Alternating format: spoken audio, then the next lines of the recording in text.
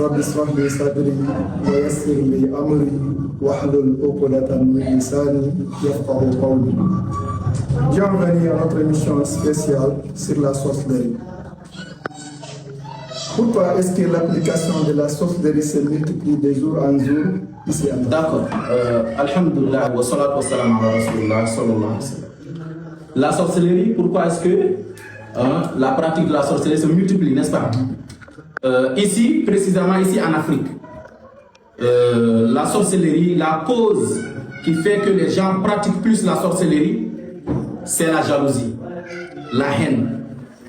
La personne voit une personne qui est en train de réussir dans sa vie, elle ne veut pas la réussite de la personne, elle va faire la sorcellerie contre elle.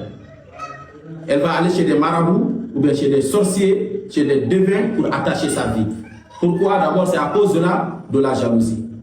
Ici en Afrique, tu vas voir une personne qui va donner 500 000 à un sorcier pour attacher la vie d'une personne qui gagne 100 000 par mois. Ça, c'est par pure jalousie. C'est la pure haine. C'est pour ça que la sorcellerie se multiplie ici, c'est là à cause de la jalousie. Non. Qu'appelle-t-on la sorcellerie en série? La sorcellerie en série. Sorcellerie multiple plutôt. La sorcellerie multiple. Hein? D'abord, la sorcellerie multiple, dans le mot multiple, on entend plusieurs. Ça veut dire multiples façons. Maintenant, le sorcier, au lieu de faire une seule sorcellerie, il va faire plusieurs sorcelleries. Il va faire une sorcellerie avec le cadenas. Il va faire une sorcellerie avec des nœuds.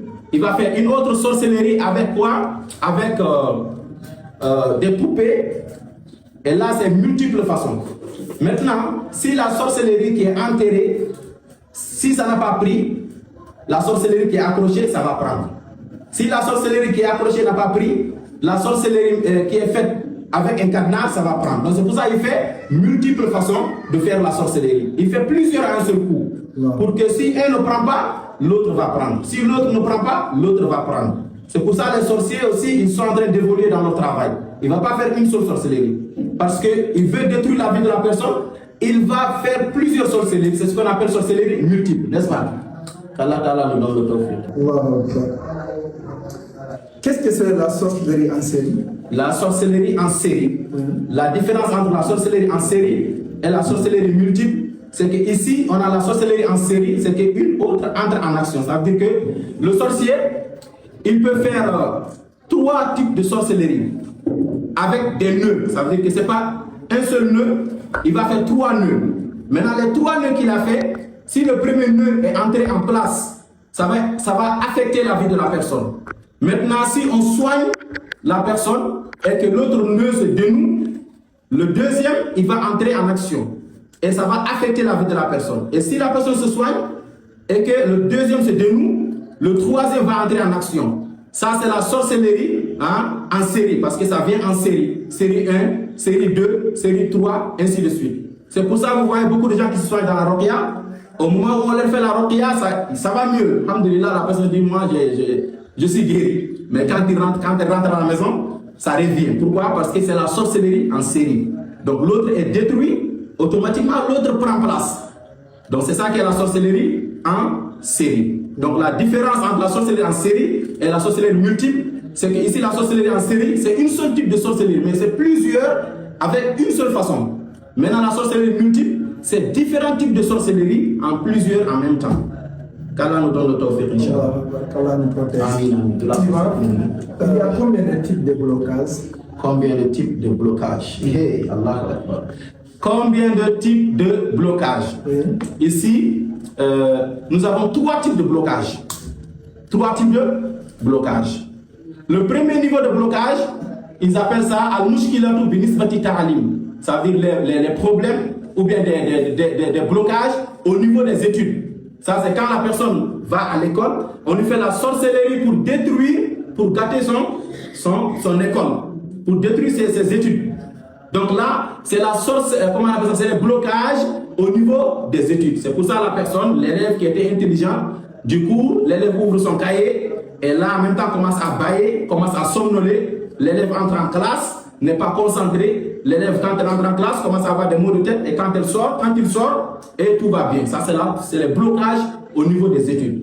Ou bien l'élève bosse bien en classe. L'élève a ses diplômes. Quand il dépose des dossiers dans une entreprise, on dit venez dans un mois, venez dans 2 mois. Quand vous partez, on dit qu'on n'a pas vu votre nom. Ça, c'est le premier type de blocage.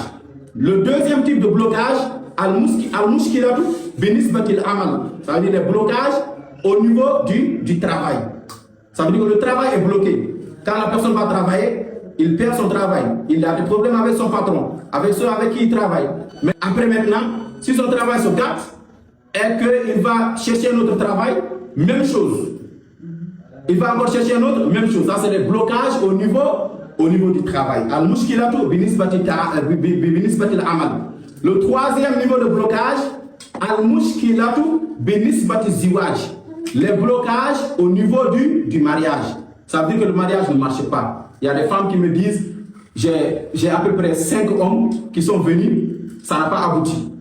Chaque fois ça échoue. Chaque fois ça échoue. Donc ça c'est anormal. Donc c'est ces 3 types de blocages qui existent. Al-mushkilatu binisbati ta'alim, les blocages au niveau des études. Al-mushkilatu binisbati al-amal, les blocages au niveau du travail. Al-mushkilatu binisbati ziwaj, les blocages au niveau du mariage. Ce sont ces 3 types de blocages là. Qu'Allah facilite. Quels sont les types de rêves qui prouvent qu'une personne est victime de la sorcellerie? Allahu Akbar. Les types de rêves qui prouvent qu'une personne est victime de la sorcellerie. Oui. Là, on a les cauchemars. Parce que les cauchemars, c'est différent de ce qu'on appelle les simples rêves. Ici, les cauchemars qui prouvent que vous êtes victime de la sorcellerie, la première des choses, c'est quand vous rêvez qu'on vous poursuit. Des soldats, des gendarmes, des militaires, des policiers qui vous pourchassent dans vos rêves, qui veulent vous attraper dans le rêve et que vous êtes en train de fuir. Et là, c'est un rêve qui vous indique que vous êtes victime de la sorcellerie. Et cette sorcellerie de poursuite, ces rêves de poursuite-là, c'est la sorcellerie faite avec des cadenas qui fait cela. Donc quand on fait la sorcellerie, on met dans l'eau, on jette dans l'eau, vous allez rêver de rivière, vous allez rêver de fleuve, vous allez rêver de la pluie. Pourquoi? Parce que comment on appelle la sorcellerie, c'est mis dans l'eau. Si la sorcellerie est faite dans un cimetière, enterrée au cimetière, vous allez rêver des morts, vous les voyez vivants, les vivants, vous les voyez morts. Vous allez rêver de morts. Mais si la sorcellerie c'est fait avec des nœuds, ça va se traduire dans vos rêves comme des rêves de serpent. Comme Moussa alayhi salam quand il était face au sorcier de Pharaon alayhi lana. Lorsqu'Allah subhanahu wa ta'ala il dit wa awhayna ila Moussa an alqi asaka. On a dit à Moussa jette ton bâton. Et le bâton il a avalé tout ce qu'ils ont fait. Ce qu'ils ont fait c'est quoi? Ce sont des cordes qu'ils ont jetées. Et c'est devenu des serpents par la magie. Maintenant les cordes, les nœuds qu'on attache contre vous, ça va se traduire dans vos rêves comme des rêves de serpents, de poursuite comme des serpents. Donc les rêves qui nous montrent qu'on est victime de la sorcellerie, on a des rêves ici de poursuite, on a des rêves de tomber dans le vide, on a des rêves de monter, de voler à l'air, on a des rêves de manger. Quand tu manges toujours dans tes rêves, c'est la sorcellerie manger. On a des rêves de mort, ainsi de suite. Il y en a plusieurs types de rêves. Qu'Allah nous donne le temps. Ici, nous soignons les sorcelleries, les problèmes de djinn et le mauvais œil. Voilà, donc nous sommes ici à Dakar, à Kermassar, arrêt Djoumadj, non loin de l'arrêt Djoumadj. Donc nous soignons tout ce qui est mystique. Et partout où vous êtes dans le monde, le traitement c'est possible. On vous soigne en distance, on vous envoie des médicaments partout où vous êtes. Donc Allah Ta'ala nous donne le tawfiq, Inch'Allah.